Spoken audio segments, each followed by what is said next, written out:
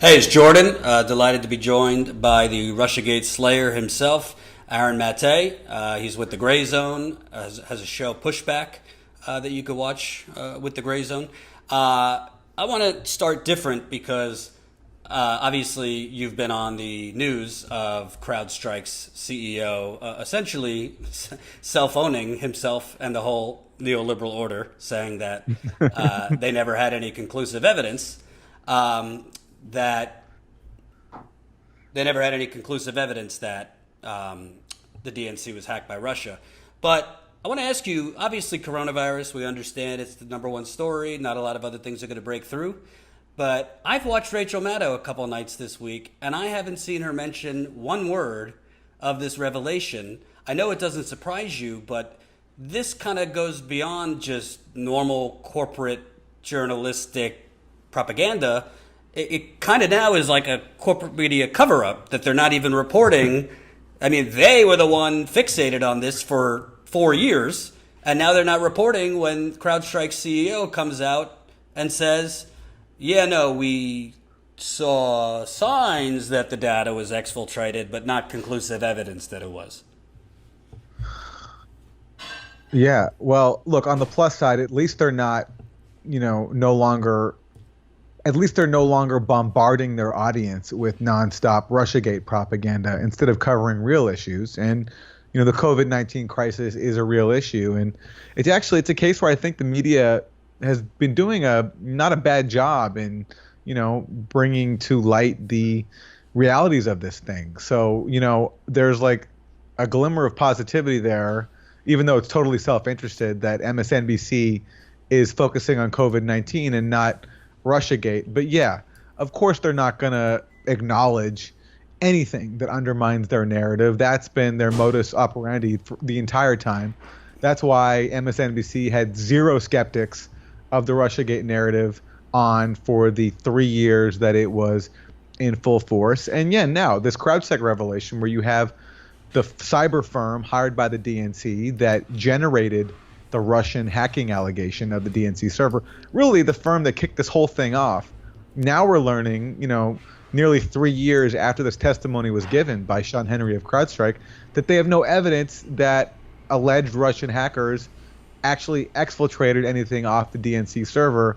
And if you're missing that critical piece of evidence in the question of whether or not Russians stole anything off the server, then how are you so confidently accusing Russia of stealing these emails? It's amazing. And the whole transcript with Sean Henry and many more just shows how the evidence that was disclosed behind closed doors was radically different from the picture that we were presented with the public. And that's how propaganda works.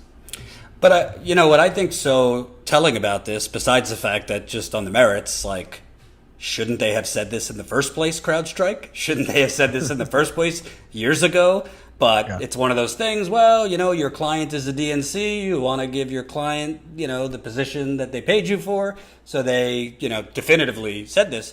But I mean, I reread some of the stories, Aaron, like the New York Times that went inside the hack and was describing Cozy Bear and the terms that signaled. So, like, how did they get all that if CrowdStrike is now saying, like, yeah, we never saw anything conclusive that they took it?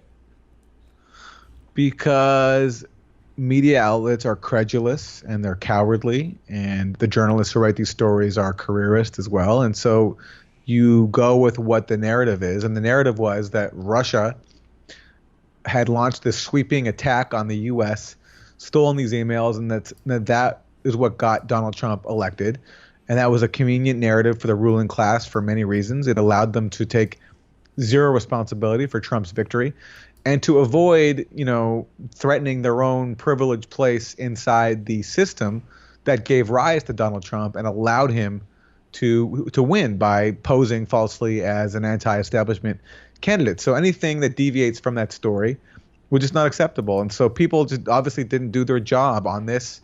And every other core plank of RussiaGate, the collusion thing, was such a scam. It was fed by intelligence officials who leaked false and radically misleading stories that painted a picture of illicit contacts between Trump and Russia, and we needed a special counsel to get to the bottom of it, when what it produced was really nothing of substance at all.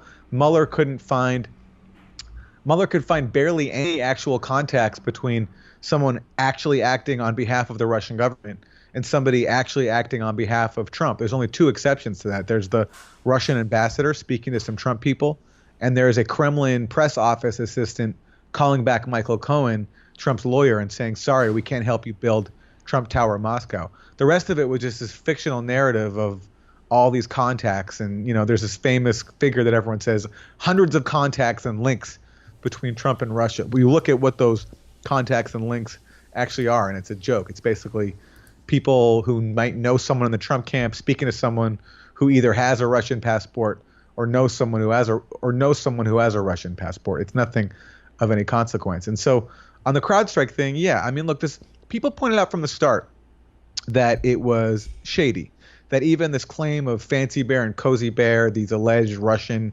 military intelligence hackers, that, first of all, those are names that CrowdStrike itself made up. And CrowdStrike, it's not like, on top of the fact that it's a private company and it's a DNC contractor, and that another private DNC contractor also generated the other main plank of RussiaGate, which is collusion. That was Fusion GPS, which produced the Steele dossier. On top of that, why should we be taking at face value what some private company says, especially given their own record is very sketchy? Their co-founder is a senior fellow at the Atlantic Council, which is exists to basically drum up tensions with Russia. Sean Henry, the CrowdStrike president, he worked closely with Robert Mueller at the FBI. And when they've previously accused Russia of hacking someone with the same software they claimed they found inside the DNC server, they had to retract it. So they literally, CrowdStrike, accused Russian military intelligence of doing a similar hack inside Ukraine and of causing some Ukrainian military losses because of this hack. But once it got challenged, it was pointed out to be a fraud, and they had to retract it. So why should we be taking these people's word? But yet it was convenient to a narrative, so that's what happened. And I think broader than just bombshell of CrowdStrike CEOs testifying to this, that they'd never had conclusive evidence, is just a broader now stain we're left with. It seems anything could be politicized now, for or against, based on Russia. Look at the Tara Reid accusation. I don't know if it's true. I don't know if it's not true. I look at it as a journalist. There's holes to me in Biden's story. There's some things I would ask her about. But one of the first things they use to try and discredit her is an essay she wrote on Russia, which has nothing to do with anything of whether it happened or not. We've seen Black Lives Matter, propaganda that Russia was involved. Standing Rock Russia was involved with getting activists at Standing Rock, and more stupidity with that. And if Biden loses, which right now it's a possibility, we've already seen the playbook. Do you expect them, even with this admission from CrowdStrike, to keep beating the Russian drum?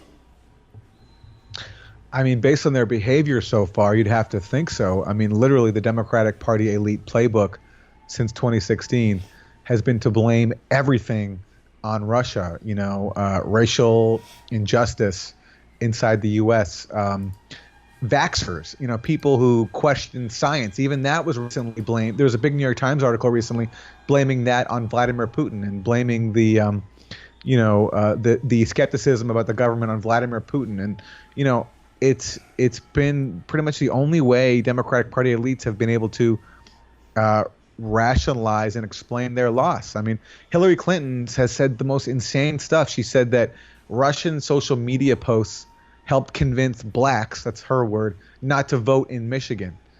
So this contemptuous idea that these dumb Russian social media ads that nobody saw and weren't even about the election were influenced a single voter, let alone, a lot of voters. But this is where the fantasy world these people live in for an obvious reason, is again, because to do an honest look at 2016 would have led to a serious reevaluation of Democratic Party priorities. And to do that would have challenged the privilege of the Democratic Party leaders who lost to Trump and who benefit from keeping the system as it is. And it also would have meant, being a real opposition to Trump and actually challenging him on his policies and presenting like a tangible alternative. So, Medicare for all, higher wages for workers, all these things that actually impact people's lives. But the problem is we know that's not a priority for Democratic Party elites. So what else did they have but to try to deflect and blame Russia for their own failures? And speaking of the Atlantic Council, which to me is kind of a super PAC for, I don't know, the Aspen and the global elite.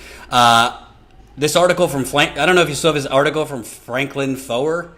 Putin is well on his way to stealing the next election. R.I.P. democracy. I honestly didn't read it. I could just assume what's in it. But okay, so the main smoking gun they said they had has been discredited, but now they're saying he's stealing the election. And I'm not a defender of Putin. I think there's more than enough evidence that they, tried to do propaganda during 2016, fake Facebook pages, this and that. Did that have any impact? I don't think so, as you've outlined. I mean, probably correct the record. Hillary Clinton's army of trolls had more sway on influencing people. But it just seems like from Franklin Foer at The Atlantic, Jonathan Chait is still going with his theories. It doesn't seem like facts really matter at this point. We're kind of in a post-truth error, not just with Trump screaming fake news to anything he doesn't like, but with Democratic neoliberal pundits basically just closing their eyes and pretending that this hasn't been debunked. Yeah, I mean, it's not their job to do real journalism and to present us with interesting stories that make us think about, issues that really impact their lives. It's their job to do propaganda for the elites that they identify with. And in the case of The Atlantic magazine, it's Democratic Party elites and people who, get off on being in a new Cold War with Russia. They really like that. It's profitable for a very small group of people, and it makes them, I think, it gives them a sense of purpose about themselves. This idea that, we are superior, but that also we're existentially threatened by this evil Putin whose social media ads can destroy us all. But by the way, honestly, I don't even accept the premise that Putin is behind any of this. These social media ads were from a private Russian clickbait troll farm that puts out dumb ads based on around certain themes like religion and pornography and other issues of interest to certain demographics in a bid to collect followers and then sell their audiences to other vendors. I mean, that's even documented in the initial Mueller indictment and in the Mueller report of, about this troll farm and what it did.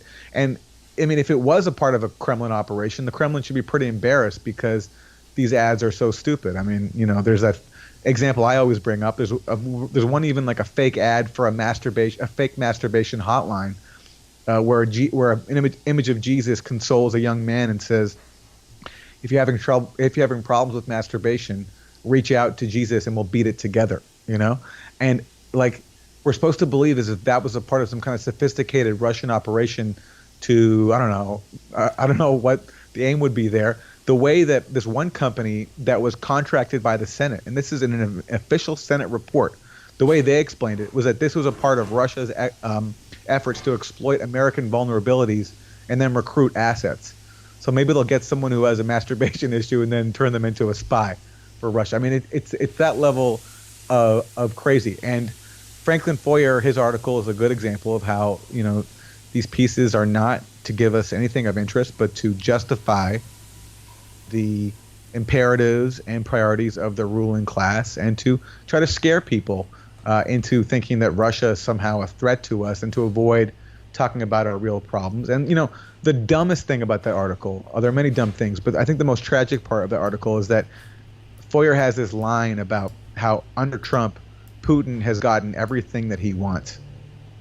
And to me, that captures just something so sad and dangerous about the, neo-McCarthyite mindset that has gripped Democrats in 2016, because this idea that Trump is controlled by Putin and does his bidding is completely at odds with reality. A reality in which Trump's administration is incredibly hawkish on Russia It's torn up a vital nuclear treaty, the INF Treaty. It's probably going to kill the last remaining nuclear treaty, the New START Treaty, which is the only limit we have left on the nuclear stockpiles of both countries. Trump is trying to stop a Russian-German gas pipeline. He's increased military exercises on Russia's borders. He sent weapons to Ukraine, whereas Obama didn't. He's trying to overthrow Russia's ally in Venezuela. You can go on and on and on. So you have these people in the White House carrying out these reckless policies, including one on the nuclear front that literally threatens global extinction. But you have now an imperative on the liberal side to completely ignore that and not acknowledge it because it contradicts a conspiracy theory that you've bought into. So it's not just dumb, but it's really dangerous. And it's not surprising coming from Franklin Foer. I mean, he was one of the original RussiaGators. He wrote this dumb story back in the fall of 2016 about how Trump and Russia might be communicating through this bank server, this Russian bank server. Yeah. It was totally moronic. Now we actually know where it came from. It came from Michael Sussman, who works at Perkins Coie, the DNC attorney law firm that hired Fusion GPS and CrowdStrike. But yet, there's been no accountability for any of this stuff. These people operate as a privilege protection racket where they write stories that protect privilege, and they're protected. So no matter how dumb they are, no matter how moronic their stories are, they get kicked upstairs. Hope you enjoyed that last video. Hop on over to statuscoup.com where you can sign up for our email list and become a member for as low as $5 to $10 a month. Membership is how we grow. That's statuscoup.com/join. And remember, join our email list so we can grow the revolution with you.